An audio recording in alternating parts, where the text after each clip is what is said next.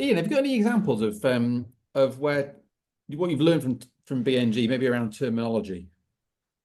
Yeah, I think we were discussing earlier, there is it can be quite an education for people, BNG, and there's terminology and sometimes the labeling of things can be quite confusing.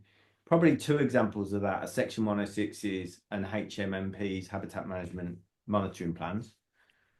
Um, on Section 106s, often you'll be dealing with a developer who's used to creating a Section 106, but often a habitat bank and BNG creator is also using a Section 106 uh, to register their units.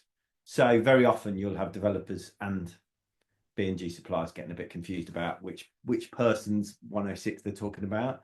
The other thing I suppose is like these HMMPs. So we've just completed a project for Irwell's. Um, they're an affordable homes developer up in Manchester. We actually supplied them units from BBOWT, which is Berks, Buckinghamshire Oxford Wildlife Trust, who again, brilliant BNG supplier, been on the register for some time. But they both have HMMPs, but they're slightly different. So for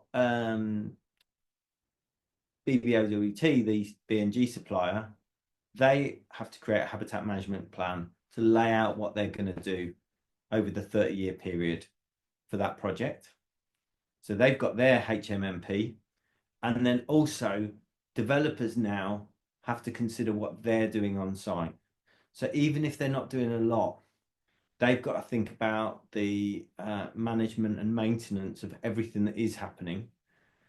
And often, and was the case with Irwell's, it can get quite confusing when you're talking about the documents. So there's actually a blog article all around that on the site in our BNG news section, which sort of looks at all that stuff and is sort of a guide to what the different documents are and what you need to get through completion.